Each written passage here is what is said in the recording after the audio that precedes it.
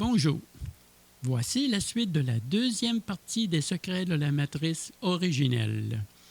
Dans cette troisième partie, il sera question du sixième continent et de la relation qui existe entre les races racines neuroniques et les continents actuels. Sur la couverture avant et arrière de mon grimoire, vous avez sûrement remarqué une inscription gravée dans un sceau. Je vais vous dévoiler sa signification. Bienvenue dans cette dernière partie des secrets de mon grimoire. Donc, je vais commencer avec le sixième continent. Donc, commençons par le début. L'humain a été enfermé dans un enclos qu'on a identifié comme étant la Pangée. La Pangée était un continent occupant un seul espace, ayant comme barrière naturelle un océan qui l'entourait. Lorsqu'on a voulu clôturer ce continent pour en faire un endroit où on pourrait placer le bétail humain, car l'humain était perçu comme un animal possédant une certaine forme d'intelligence et un niveau d'adaptation assez élevé, donc une barrière fut installée afin de contenir le bétail humain dans un endroit bien défini. Par manipulation de l'énergie tellurique et de l'énergie magnétique, on mit en place une barrière de nature électromagnétique pour contenir le troupeau humain dans un seul et même endroit. Mais cette manipulation de ces deux types d'énergie provoqua une fragmentation de la Pangée comme un immense tremblement de terre qui divisa la Pangée en plusieurs parties qu'on identifie aujourd'hui comme étant les 5 continents. Donc, les différentes parties de la Pangée constituèrent le pâturage de la ferme où était mis en élevage et par la suite en esclavage le troupeau humain. En un mot, l'humain est considéré comme un animal servant de nourriture physique et énergétique aux fermiers devenus leurs maîtres avec le temps. Comme la ferme est toujours à proximité de la résidence du fermier, en considérant les 5 continents comme le pâturage de la ferme abritant le troupeau humain, il est facile d'en conclure que la résidence du ou des fermiers est située sur un 6e continent. Donc, la zone de création planétaire aurait aujourd'hui 6 continents et chaque humain posséderait sa propre zone de création personnelle qui lui serait attribuée à sa naissance par sa source et usurpée par les archontes maîtres de cette matrice artificielle. Pourquoi ce 6e continent n'est pas connu aujourd'hui par l'humanité? C'est tout simplement parce qu'il doit rester secret pour ne pas dévoiler la condition réelle de l'humain et de ses maîtres qui tiennent l'humanité en esclavage. Souvenez-vous qu'il est strictement interdit d'aller au-delà du 60e parallèle, aussi bien du nord que du sud, et qu'il est également strictement interdit de s'élever au-delà d'une certaine hauteur au-dessus de la terre sous peine de représailles sévères. L'humain est confiné dans un endroit où il lui est impossible d'en sortir et est manipulé de manière à ne pas savoir qu'il est prisonnier dans une ferme d'élevage. Le maintenant dans l'ignorance de sa vraie situation actuelle d'esclavage. Le 6e continent, donc la résidence des fermiers du troupeau humain, serait situé entre le 75e parallèle et le 90e parallèle sud-nord de notre zone de création planétaire. Ce 6e continent serait constitué d'un archipel d'îles dont les 3 principales îles seraient à la jonction des océans Atlantique et Pacifique.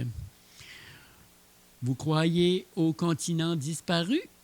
Eh bien, ils ne sont pas vraiment disparus, mais simplement occultés à nos yeux par les maîtres gardiens de la ferme où se trouve le troupeau humain.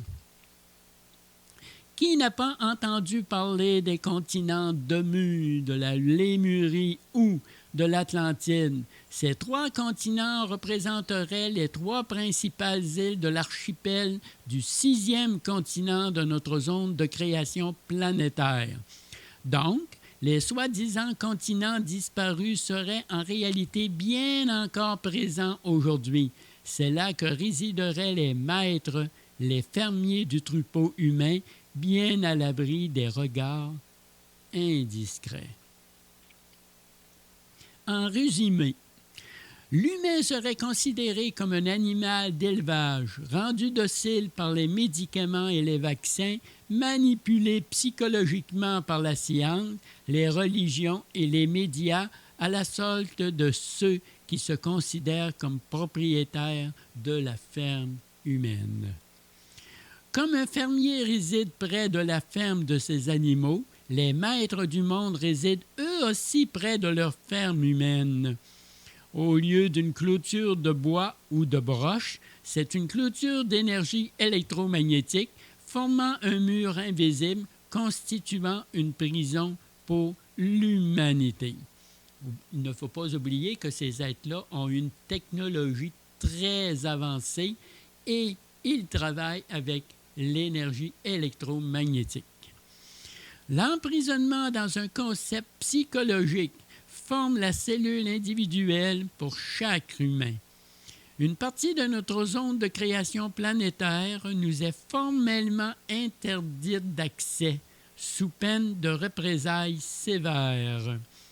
Nous sommes confinés dans notre zone de création personnelle, projetés sur notre écran aurique à n'explorer que la prison où nous sommes enfermés, que nous identifions comme étant les 5 continents. Le 6e continent entourant presque les 5 continents actuels serait la résidence du domaine des maîtres à qui appartiendrait supposément le troupeau humain. Connaître la véritable condition actuelle dans laquelle l'humain se trouve aujourd'hui est le début de sa libération psychologique constituant sa cellule individuelle. Il ne reste qu'un pas à faire pour se libérer de sa prison d'énergie électromagnétique constituant la clôture invisible de cette ferme humaine. Ne pas oublier que notre zone de création planétaire était à l'origine entièrement accessible à l'humanité comme zone d'exploration personnelle. Avec l'arrivée de ces faux dieux se proclamant comme nos maîtres, en nous enfermant dans un espace clos comme du bétail mis à leur disposition, nous avons ainsi perdu notre liberté.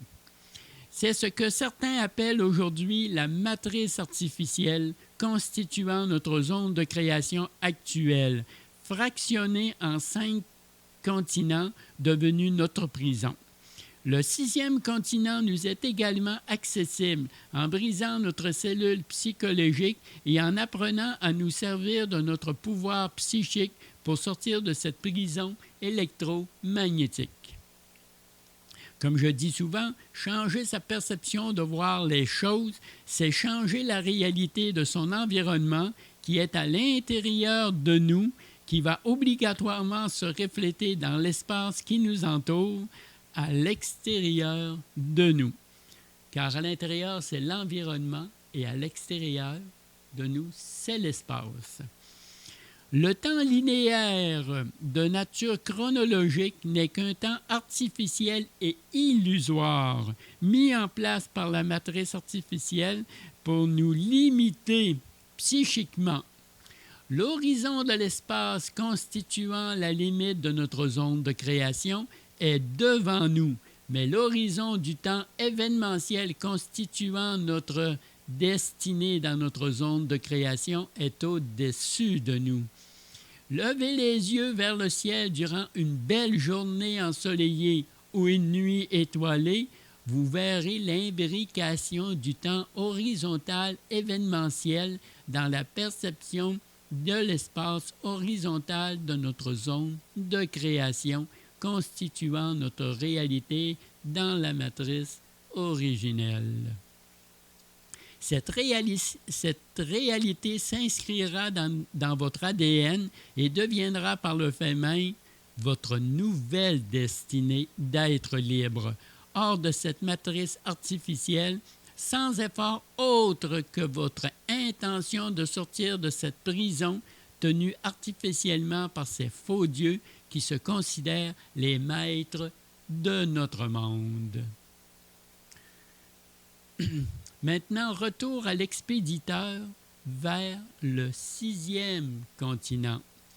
Je parle souvent d'un bouclier qui absorbe l'énergie négative et que cette énergie-là est retournée à l'expéditeur initial.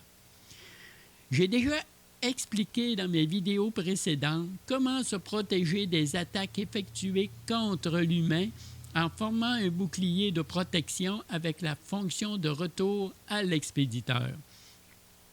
Donc, si on part du fait que les maîtres du monde ont leurs pieds à terre sur le 6e continent, le point d'impact du retour à l'expéditeur serait naturellement le 6e continent. En prenant compte de toute l'ingénierie qui est déployée sur les 5 continents, que ce soit au niveau de la météo, de la science, du médical par des vaccins et médicaments ou toute autre expérience utilisée sur l'être humain, le retour à l'expéditeur se fait toujours en direction du 6e continent, qui est la demeure des maîtres du monde.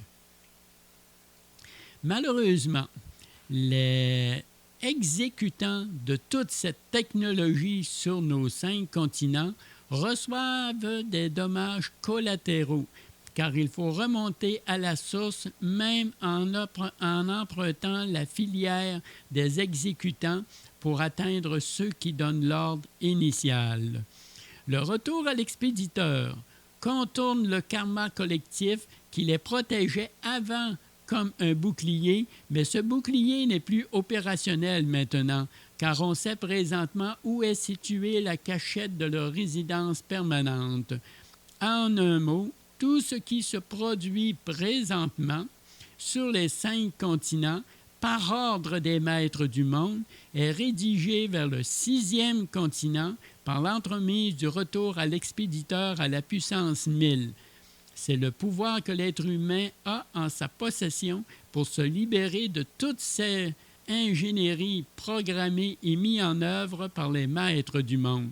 Leur île de paradis va se transformer en une île infernale, comme ils ont transformé notre zone de création paradisiaque en un lieu inhospitalier à l'exploration de la matière. Maintenant, je vais parler de l'entrée dans le premier monde parallèle de la première densité temporelle. Il ne faut pas oublier que le premier monde parallèle étant l'espace et la première densité temporelle étant le temps événementiel.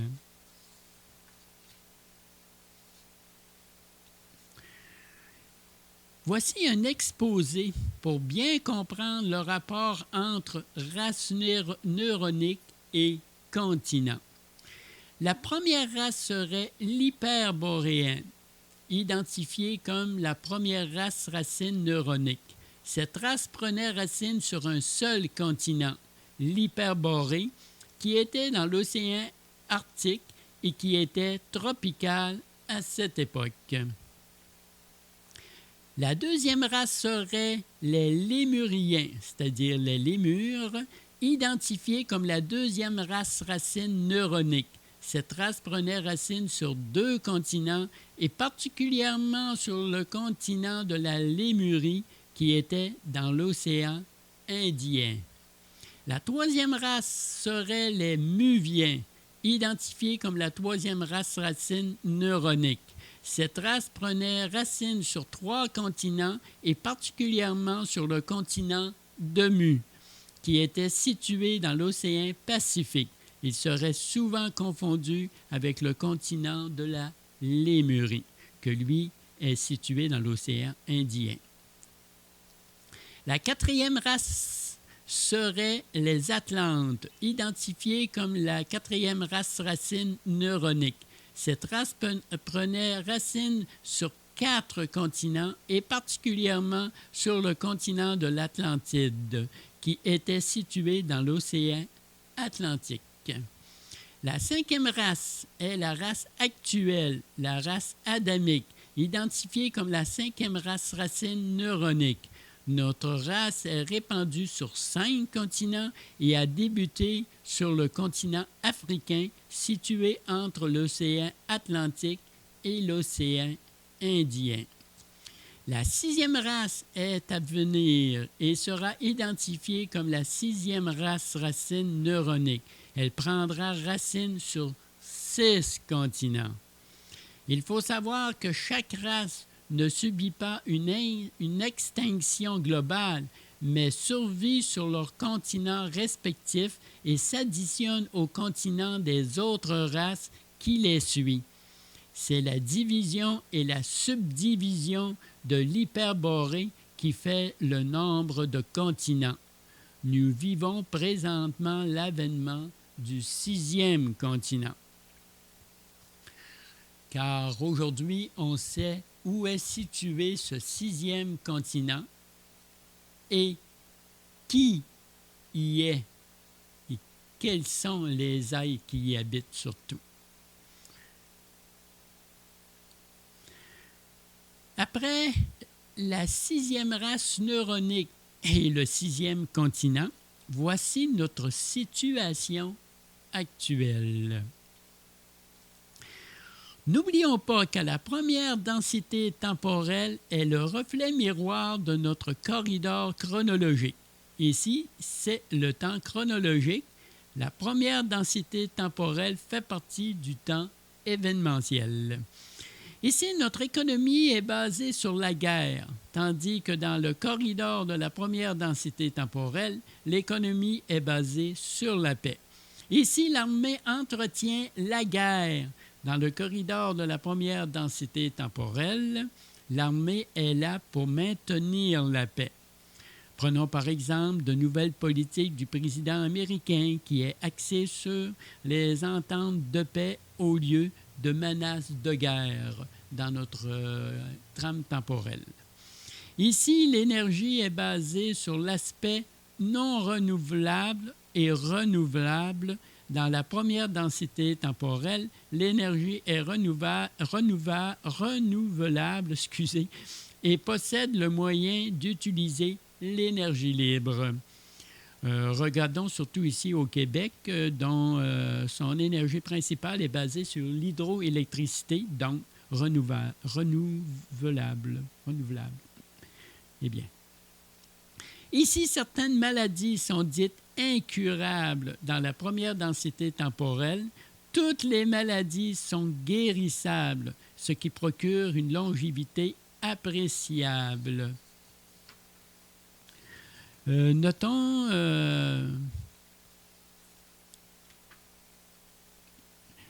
entre autres l'argent colloïdal et les différentes thérapies sonores qui existent à l'heure actuelle dans notre zone de création. Et j'ai expliqué aussi comment sortir de l'égrégore de maladie pour entrer dans une égrégore de santé en emprisonnant plus ou moins la carte d'assurance maladie dans un étui d'assurance santé. C'est expliqué dans d'autres vidéos que j'ai déjà faites. Ici, le système de santé, justement, est basé sur la maladie, donc l'assurance maladie. Dans la première densité temporelle, le système de santé est basé sur la santé, donc assurance santé gratuite pour tout le monde. Actuellement, nous pouvons instaurer un égrégore de santé qui remplace l'égrégore de maladie, donc remplace la carte de l'assurance maladie par la carte de l'assurance santé, comme je vous ai expliqué tout à l'heure. Plusieurs personnes dans notre corridor chronologique côtoient sans le savoir le corridor de la première densité temporelle. Prenons l'exemple suivant. Si l'effondrement des tours aux États-Unis ne vous a pas affecté psychologiquement, si les attentats en France ne vous a pas affecté psychiquement, si la guerre actuellement en Afghanistan, c'est la guerre qui sévit présentement durant que je vous lis ces lignes, là, ne vous affecte pas physiquement, eh bien, c'est que vous avez un pied dans ce corridor chronologique et l'autre pied dans le corridor de la première densité temporelle, si je peux m'exprimer ainsi. La particularité de l'humain, c'est qu'il a à l'intérieur de lui la faculté de traverser ces différentes densités temporelles, mais il ne le sait pas, car cette possibilité lui est cachée. En quelque sorte, nous entrons petit à petit dans la première densité temporelle sans vraiment nous en rendre compte. C'est-à-dire que nous changeons de trame temporelle, notre ligne de temps change de trame temporelle sans vraiment s'en rendre compte, petit à petit. Je vais parler maintenant de l'histoire de l'humain au niveau des races neuroniques. La première race connue qui fit son apparition sur Terre est l'Hyperborée, dont le continent était situé dans l'océan Arctique. L'Hyperboréen avait une peau translucide, permettant d'entrevoir le mouvement de ses énergies. Il faisait partie de la première race racine neuronique. Il évolua physiquement de manière naturelle pour devenir la deuxième race racine neuronique connue sous l'appellation lémurien. Le continent de la Lémurie était situé dans l'océan Indien. Le développement des lémuriens, c'est-à-dire les lémures, continua pour acquérir une densité plus opaque que les hyperboréens, le menant à la troisième race racine neuronique connue sous l'appellation muvien. Le continent de Mu, c'est-à-dire les muviens, était situé dans l'océan Pacifique. L'arrivée d'êtres ne faisant pas partie de la création originelle transformèrent les muviens par manipulation énergétique, provoquèrent la coupure avec la quatrième densité pour la remplacer par une quatrième dimension. Ce fut la quatrième race racine neuronique connue sous l'appellation Atlante. Le continent de l'Atlantide était situé dans l'océan Atlantique. Ce fut également la création d'un dôme enfermant les Atlantes à l'intérieur qui constitua le début de ce qu'on a appelé la quarantaine. Cette manipulation fut permise par les créateurs originels au service de la source pour permettre à une âme d'intégrer une matière, ce qui n'était pas possible avant étant réservé qu'à l'esprit. Par la suite, d'autres êtres plus vicieux s'infiltrèrent sous le dôme et firent une manipulation énergétique et génétique, rendant l'homme, c'est-à-dire HOM, humanoïde organique multidimensionnel, semblable à ceux dont il était le gardien. C'est l'arrivée de la cinquième race racine neuronique connue sous l'appellation adamique. Le continent des Adams était, parce que les Adams, c'était le terme qui était employé pour distinguer l'animal humain. Le continent des Adams était situé en Afrique, entre l'océan Atlantique et l'océan Indien. L'homme, c'est-à-dire l'humain organique multidimensionnel et aussi multitemporel, devint un humain et forma l'humanité actuelle. Cette dernière manipulation ne fut pas permise par le Créateur originel, car l'homme, H-O-M, devenu animal humain, était confiné dans une très basse vibration, le coupant de toutes les autres vibrations dont il était le récipiendaire avant.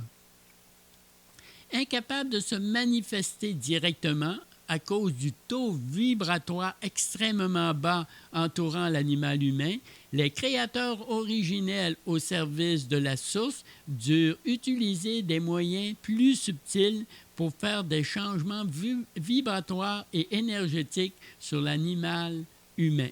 Ici, on parle lorsqu'on parle de créateurs originels, bien, on parle de ceux qui ont formé tout premier la terraformation de notre zone de création. Donc, c'était les planificateurs originels. La première phase consista à l'ouverture d'un centre d'énergie permettant de prendre contact avec l'animal humain. Cette première phase fut réalisée il y a quelques millénaires sous l'appellation d'énergie christique. Cela permettait à l'humain de recevoir une communication avec les plans supérieurs, ce qui le distingua de l'animal. La deuxième phase consistait à ouvrir un autre centre d'énergie permettant à l'humain d'avoir conscience des autres plans autres que son propre plan qui l'entourait. Dans un quantum temporel, l'espace est l'endroit que l'on occupe et le temps est ce qui nous entoure. Cette ouverture se fit il y a quelques décennies et connue sous l'appellation mental supérieur. La troisième phase consistait à stabiliser ce centre d'énergie sous forme d'un vortex qui permettait à l'humain d'identifier les sources de manipulation qui le confinaient dans un esclavage planétaire. Excusez. Ce vortex existe seulement depuis quelques années et est connu sous l'appellation du supramental. Maintenant, l'humain est prêt à entrer dans la 6e race racine neuronique, connue sous l'appellation de race éthérique. L'humain pourra enfin devenir homme, c'est-à-dire humanoïde, organique, multidimensionnel et temporel.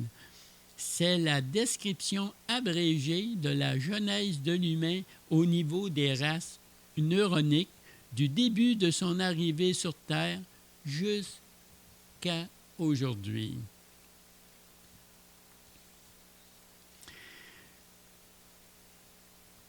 Maintenant, je vais vous parler d'une information que j'ai reçue au niveau sur ma zone de création qui se trouve au niveau énergétique, donc du mental supérieur.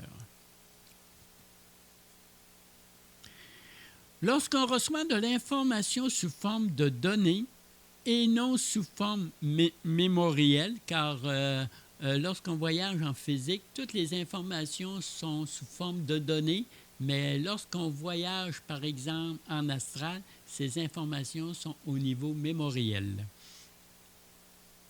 Donc, ces informations en provenance d'un être rencontré durant un voyage habituellement en physique. Ne pas confondre les êtres du temps spatial avec les entités de l'astral. Donc, ces données sont archivées au niveau de l'ADN et par la suite cellularisées. Tant et aussi longtemps que le processus d'archivage et de cellularisation n'est pas terminé, on n'a que des brides fragmentées de l'information obtenue. Donc, voici un exemple d'une information obtenue durant un de mes voyages en physique. C'est une information, entre autres, là, car j'ai beaucoup d'informations que je reçois au niveau de ces voyages-là en physique. Durant les semaines qui ont suivi la réception de ces informations durant un voyage en physique, j'avais des brides, comme par exemple les deux pôles occupant le même espace dans le même temps, ou bien la vue horizontale pour l'espace et en levant les yeux au ciel, la vue verticale pour le temps de l'horizon des événements, sans pour autant avoir une véritable compréhension de ces données. Après quelque temps, après avoir reçu la réception de cette information durant un autre voyage en physique, j'ai rencontré l'être féminin qui m'avait fourni cette information et m'a demandé si j'avais bien reçu les données qu'elle m'avait fait parvenir. Je lui ai répondu dans l'affirmatif et que j'étais en train d'archiver et de cellulariser ces données. Ne pas oublier que j'étais en physique dans ma matière électroplasmique. Maintenant, je vais vous décrire l'information que j'ai reçue. Car n'oubliez pas que le dialogue se faisait avec cet être-là de 4e densité avec ma matière électroplasmique qui est une matière aussi de 4e densité, mais qui est connectée à ma matière atomique qui fait partie de la 3e densité. Donc, notre zone de création se trouve à l'intérieur du centre d'un immense vortex énergétique comparable au centre du cœur d'une tornade. C'est pour ça que nous nous trouvons dans un endroit relativement calme au niveau énergétique.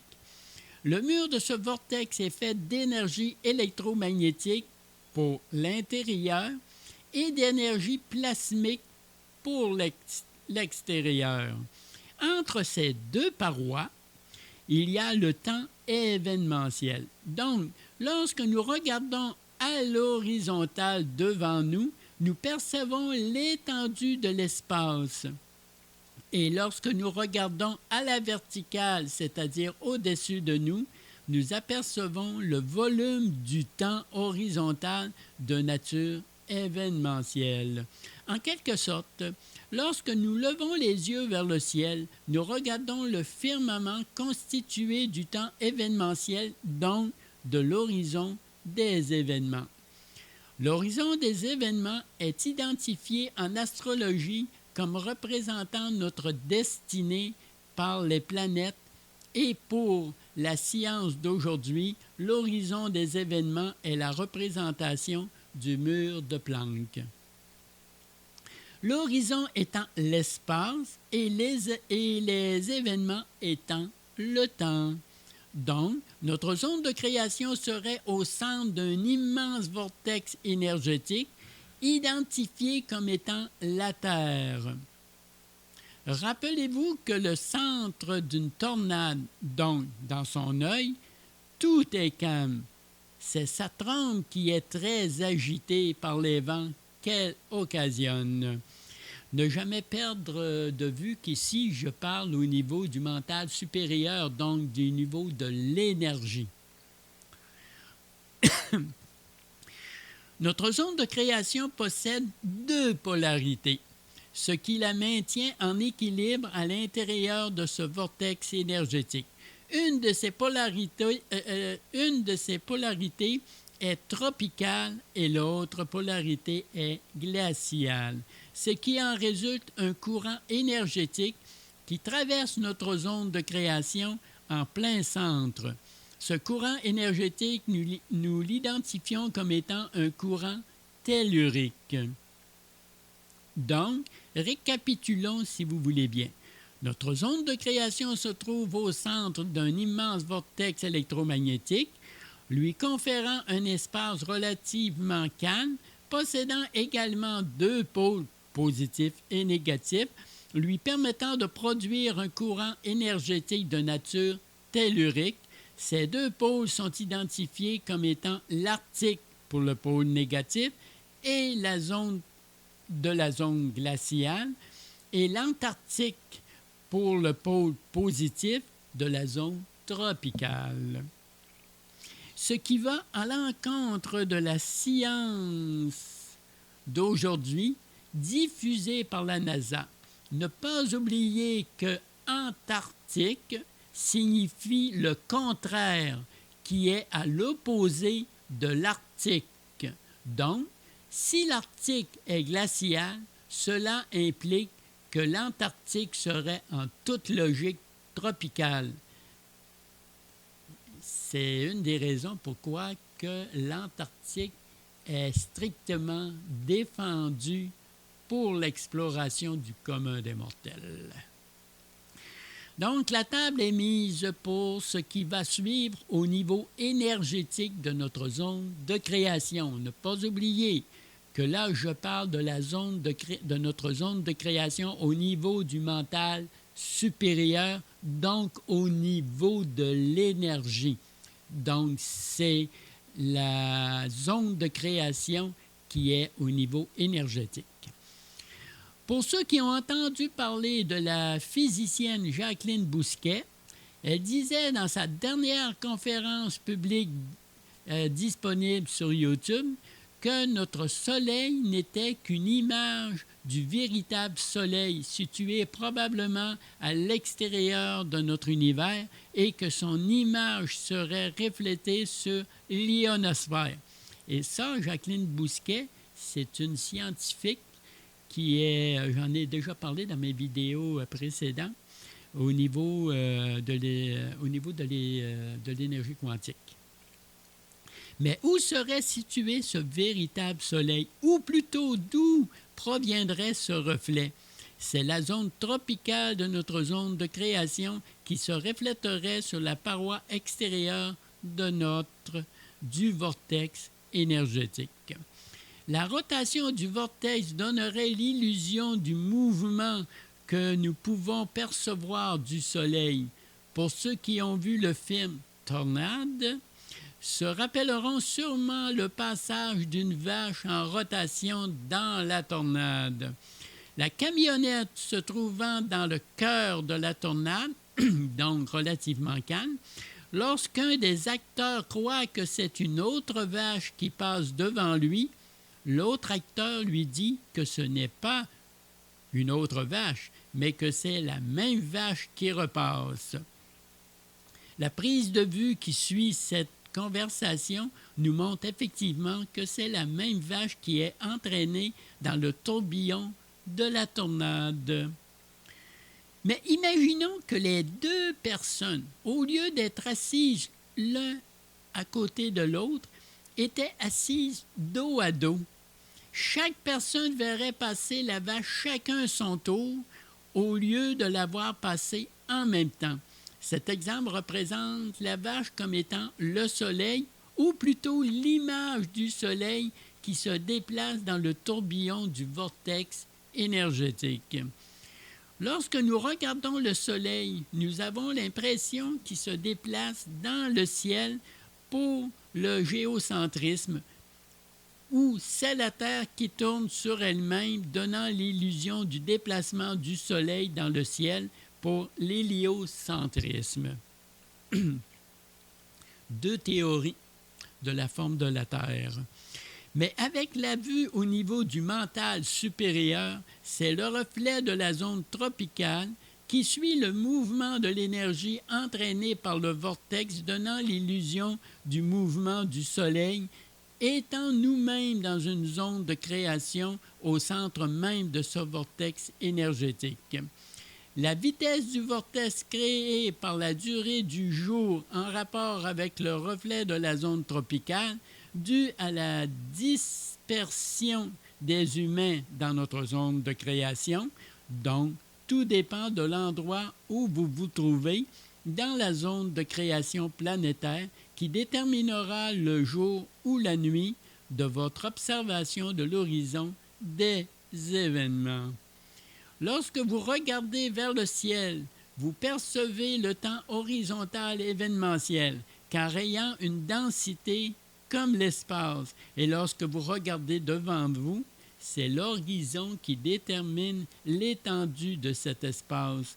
Vous regardez la limite de votre zone de création. Maintenant, parlons de la Lune. Rappelez-vous que c'est toujours au niveau du mental supérieur, donc je parle au niveau de l'énergie en rapport avec une autre zone de création et non pas matérielle, comme avec, par exemple, le mental inférieur. L'image de la Lune serait le reflet de la zone glaciale sur la paroi intérieure, cette fois-ci, du vortex énergétique. Regardons le fractal du vortex énergétique pour bien comprendre le phénomène de la Lune et des marées océaniques.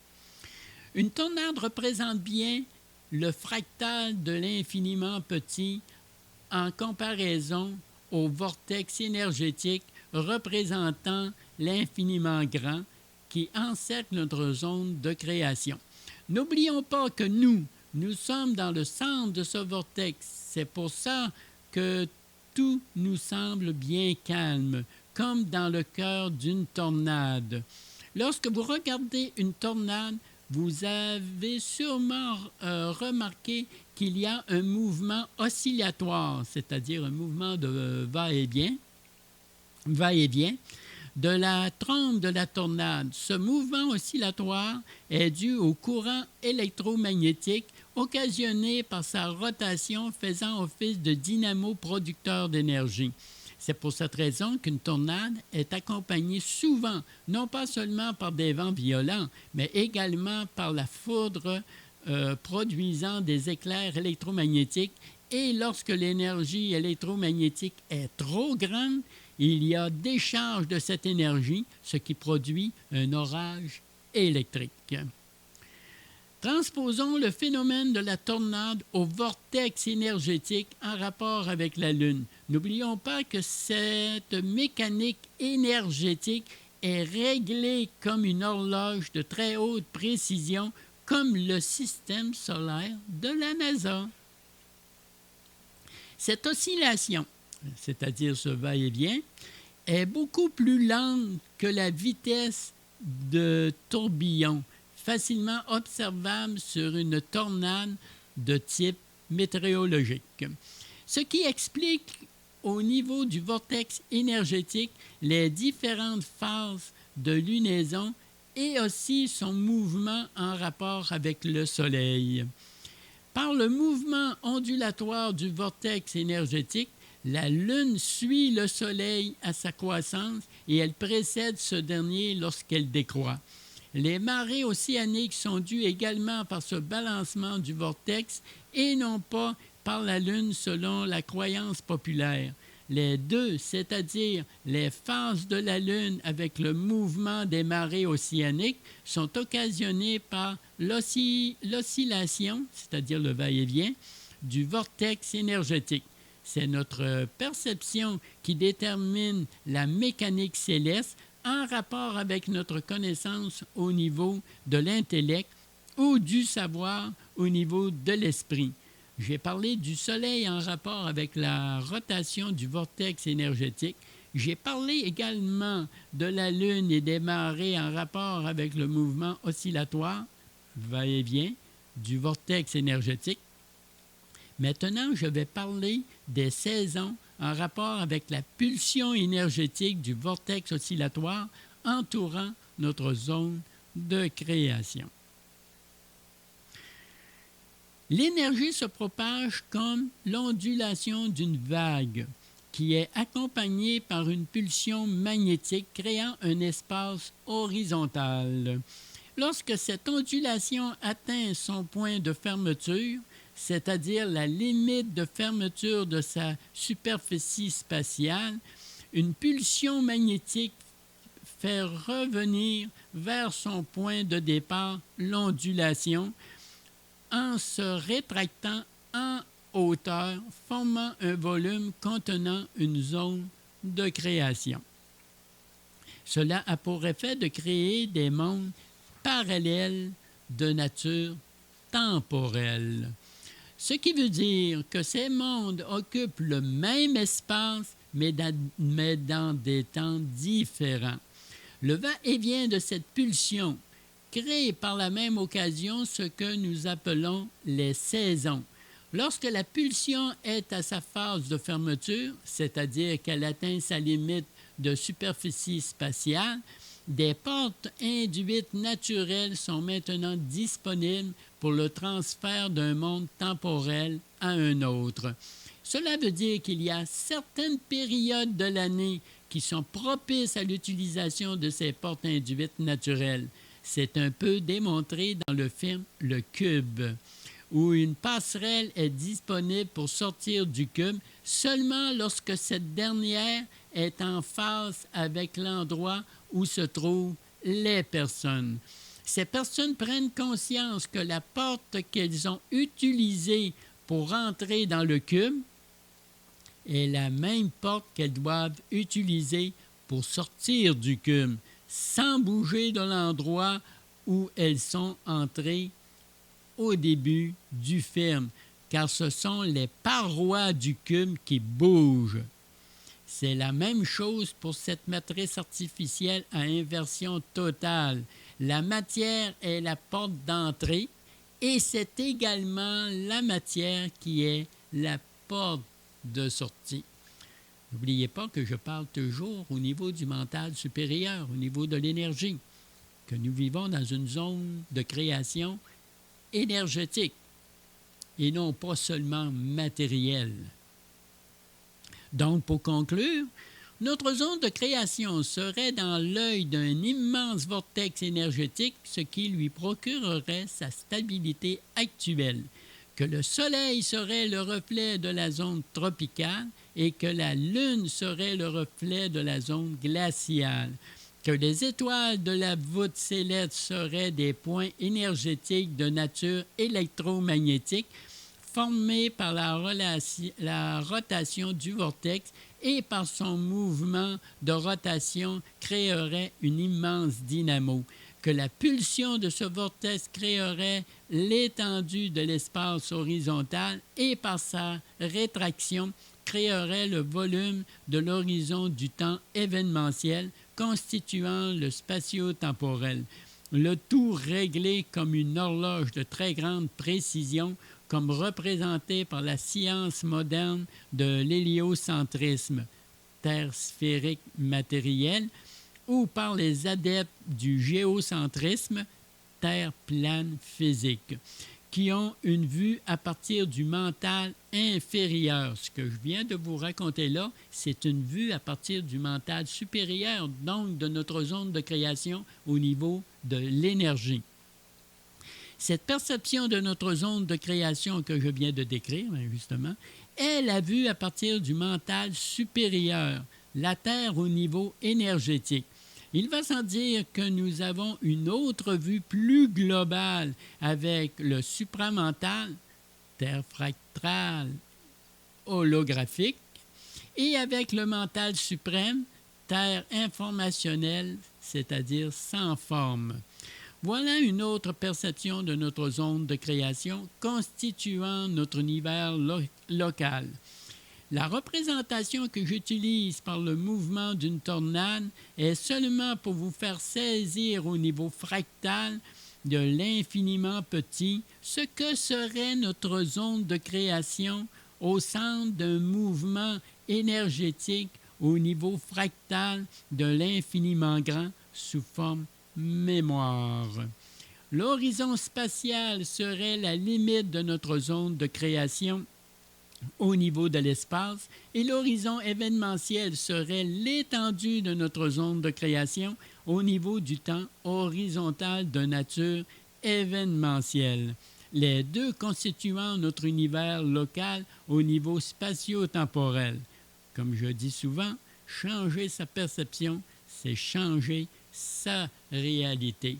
Vous avez cette forme aussi lorsqu'on vous montre des images en CDJ, des images créées par ordinateur, des galaxies. Vous voyez très bien les galaxies, ça ressemble, en mouvement, ça ressemble étrangement à un immense vortex électromagnétique. Maintenant, je vais parler d'un extracteur de point zéro, un concentrateur et un générateur d'énergie.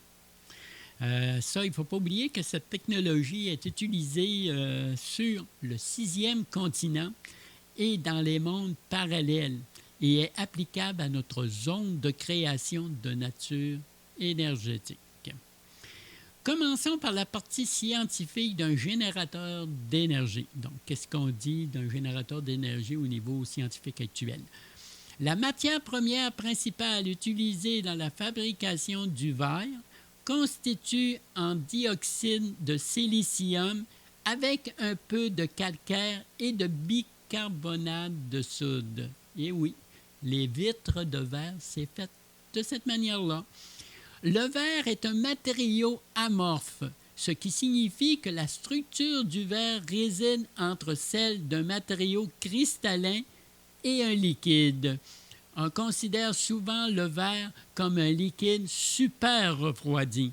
Donc, le verre serait rien d'autre que du liquide super refroidi jouant le rôle d'émetteur d'énergie. Un condensateur énergétique est composé de deux armatures conductrices, c'est-à-dire les électrodes, séparées par un isolant polarisable, c'est-à-dire le diélectrique, dont la propriété principale est de pouvoir stocker électrostatiquement des charges électriques opposées sur ces armatures en constituant un véritable accumulateur d'énergie. Un diélectrique peut être de préférence du verre à cause de sa composition ou tout autre matériau isolant. Les matériaux comme le quartz sont piézoélectriques, c'est-à-dire qu'ils génèrent des champs électriques. Si excités par vibration ayant une fréquence résonante naturelle. Si un minéral approprié, comme le cristal de quartz par exemple, est placé dans un site également approprié, c'est-à-dire accordé à l'environnement local, il ouvrira une porte dans l'espace-temps, ce qui explique le fonctionnement par le contenu minéral en question, c'est-à-dire le cristal de quartz sous un dôme de verre. Et ça, ce que je viens de vous lire là, c'est scientifique. Maintenant, voyons ensemble la fabrication d'un générateur d'énergie. Vous déposez sur une plaque de verre un cristal de quartz qui est attaché directement à des électrodes en cuivre. Ces derniers sont disposés aux mises dans la terre et reliés au cristal de quartz par des microcâbles de cuivre connectés à une armature en cuivre qui relie les microcâbles aux électrodes dont le cristal et les microcâbles sont protégés par un dôme de verre. La structure de l'extracteur d'énergie de point zéro ressemble à la forme structurale d'un cloudbuster. Les matériaux utilisés sont des tuyaux de cuivre, de la résine, du métal, des cristaux de quartz à double pointe et un contenant pour assembler le tout. Dans sa forme et dans sa conception, ça c'est au niveau scientifique. Lorsqu'on parle d'un cloudbuster, c'est un détruiseur de nuages. Dans sa forme et dans sa composition, on peut voir que les mathématiques impliquées dans de telles structures laissent entendre une réunion des vortex de toutes les colonnes à une altitude stratosphérique, c'est-à-dire que si vous prolongeriez les colonnes vers le haut mentalement, les lignes se rejoignent dans la stratosphère de la Terre. Le concept est de réunir à l'intérieur d'un point zéro l'énergie éthérique et l'énergie tellurique au même endroit. Lorsqu'on a un extracteur d'énergie et un générateur d'énergie, il nous faut un concentrateur d'énergie pour délimiter l'étendue de cette énergie pour pouvoir la concentrer dans un espace restreint afin d'augmenter sa puissance. Pour ce faire, il faut former un cercle avec 12 tuyaux de cuivre plantés dans le sol à une distance égale. On plante également un tuyau de cuivre dans le sol au centre du cercle contenant un cristal de quartz et des pierres, comme la tourmaline par exemple. Il est préférable d'avoir un courant d'eau qui est à l'intérieur du centre ou connecté à ce dernier. Parce qu'il ne faut pas oublier que l'eau, c'est comme du cristal liquide. Et dans l'eau, il y a de l'hydrogène. Et on sait très bien que les particules d'hydrogène, c'est emmagasinent l'information.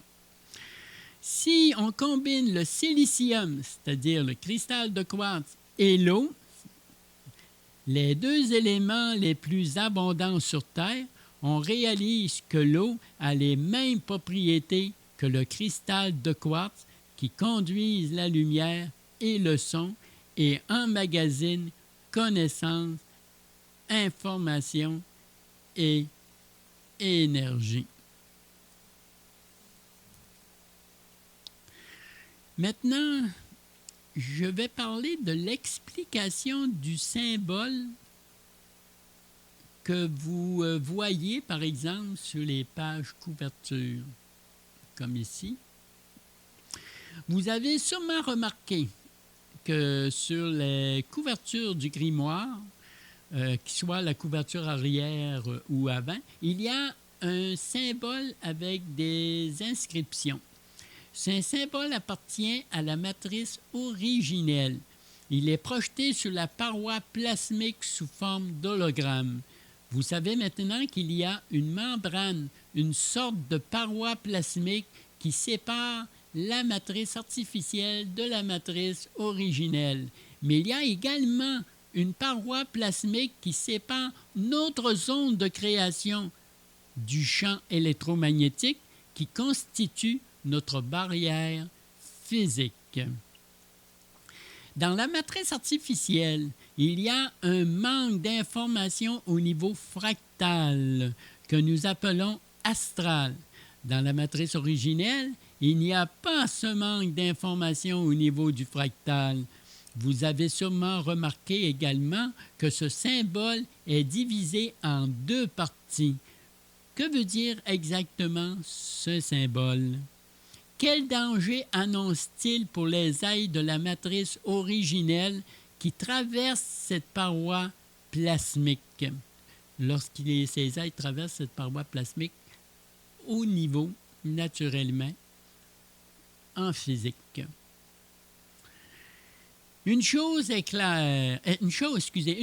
certaine, il n'est pas destiné à ceux qui sont dans notre zone de création, mais pour ceux qui veulent pénétrer à l'intérieur de notre zone de création. L'inscription du symbole est l'effet miroir de la matrice originelle versus la matrice artificielle avec perte d'informations fractales au niveau astral.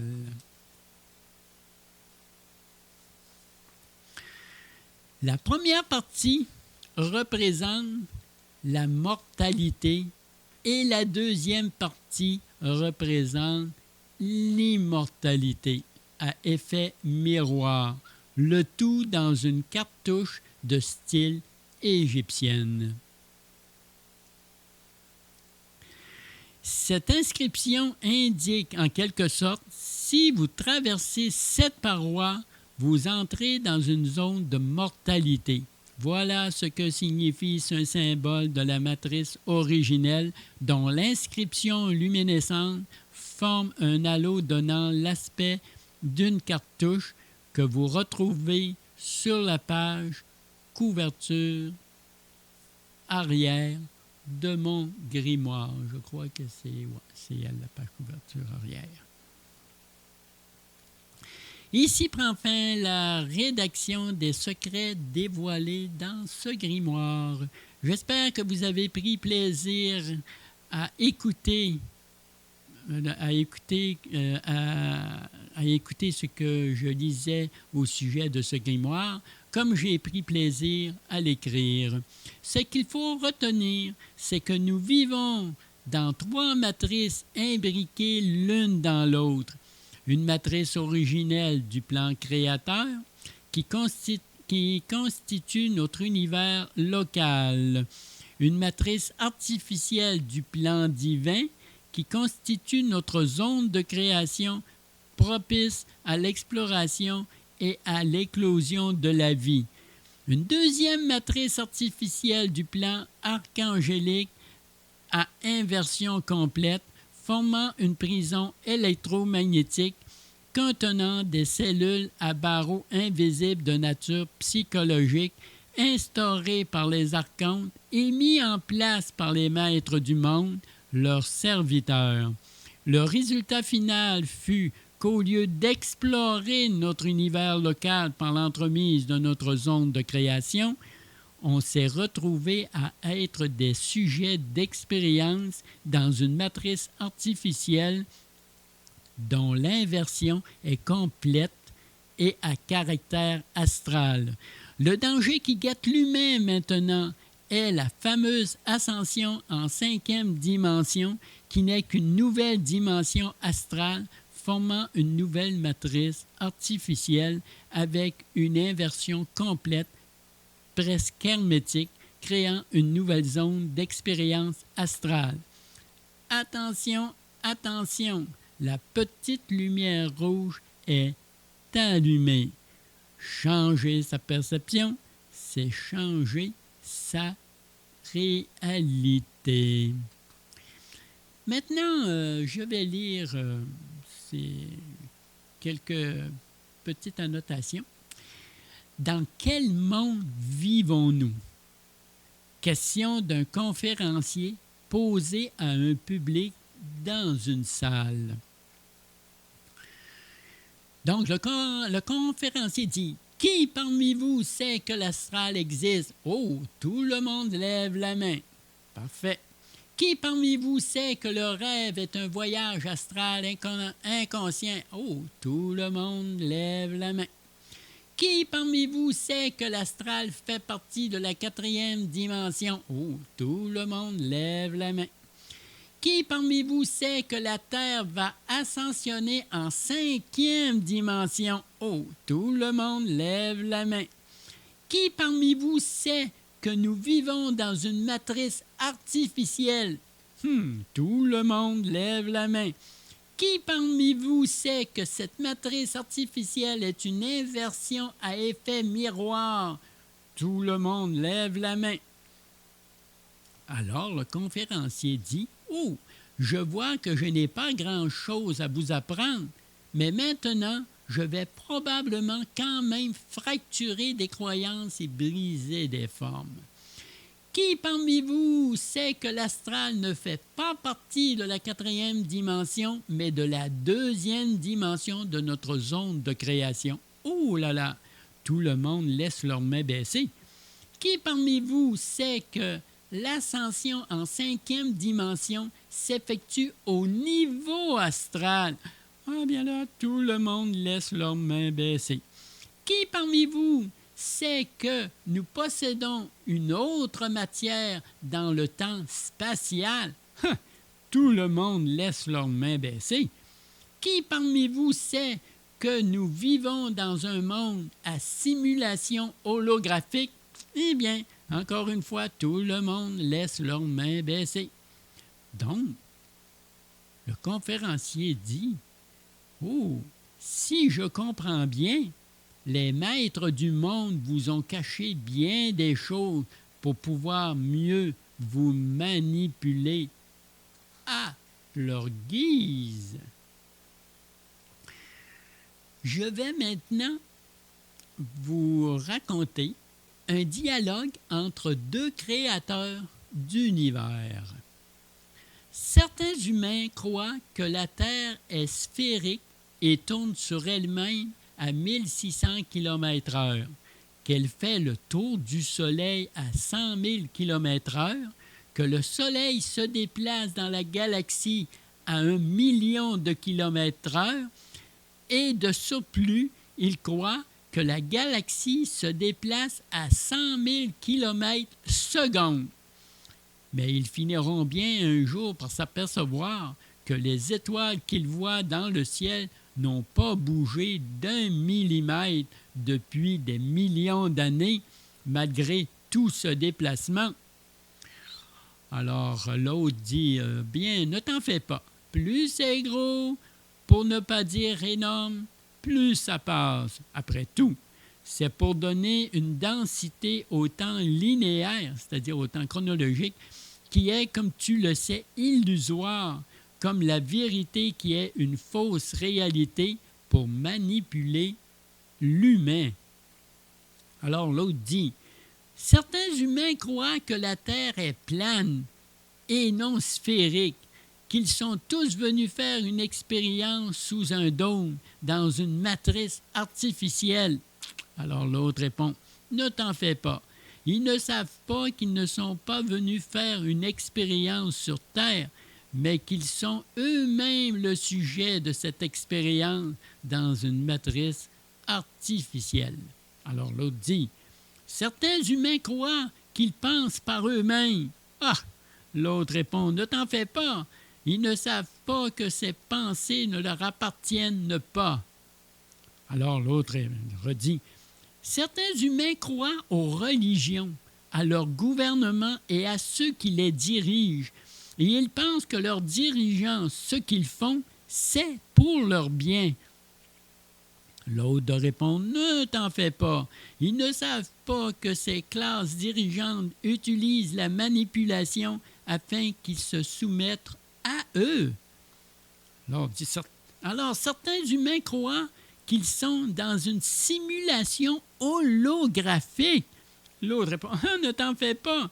Ils ne savent pas qu'ils sont eux-mêmes holographiques et qu'ils sont les créateurs de cette simulation. Alors, l'autre dit, certains humains croient qu'ils se déplacent dans l'espace et dans le temps. Oh, ne t'en fais pas.